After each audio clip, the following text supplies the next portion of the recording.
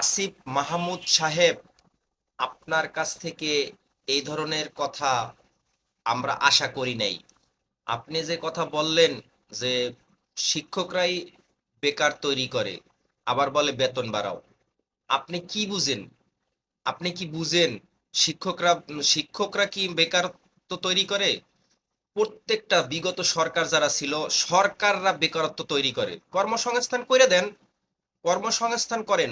প্রতি বছর যে পরিমাণে বাংলাদেশ গণবসতি, যে পরিমাণে বাংলাদেশ থেকে স্টুডেন্ট বের হয়, এই পরিমাণে তো কর্মসংস্থান নাই।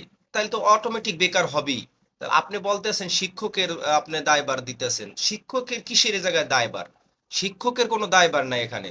শিক্ষক আপনার মতো তো স্টুডেন্ট তৈরি করছে। আপনি তো একসময় স্টুডেন্ট ছিলেন, আপনি তো কত সুন্দর স্টুডেন্ট। আপনার মতো স্টুডেন্ট তৈরি করে নাই, তাই শিক্ষকের দায়ভার কোথায়? আপনি বললেন যে শিক্ষকরা বেকারত্ব তৈরি করে। শিক্ষকরা বেকারত্ব তৈরি করে না, তৈরি করে সরকার।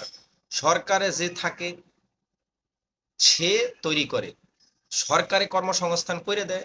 যে কোনো কর্মসংস্থান করেন, দেখবেন আর বাংলাদেশে বেকারত্ব থাকবে না। আপনি নজিরবিহীন দৃষ্টান্ত করে দেন, একটা কিছু আপনি করে দেন। আপনি যে সরকারে আছেন, আপনি তো এখন বড় বড় কথা বলতেছেন। আপনি তো একসময় বেকার ছিলেন, আপনি স্টুডেন্ট ছিলেন, ছিলেন না?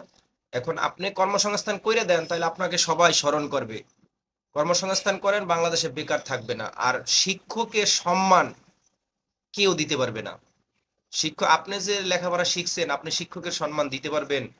আপনি শিক্ষকের, আপনার যে আপনার কাছ থেকে আপনারা যে গইড়ে তুলছে, আপনারা যে গইড়ে তুলছে শিক্ষক, সেই শিক্ষকের সম্মান টাকা দিয়ে দিতে পারবেন?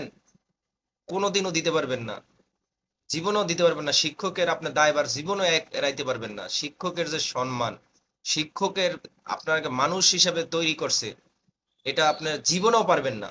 এর এই যে আপনার এটার যে ঋণী, এটা আপনি জীবনেও পারবেন না। শিক্ষক শিক্ষকই, শিক্ষক কোনোদিনও বেকারত্ব তৈরি করে না। একটু ভেবেচিন্তে কথাগুলো বলেন। সরকারে আছেন তাই যে এই ধরনের কথা বলবেন, এটা ঠিক না।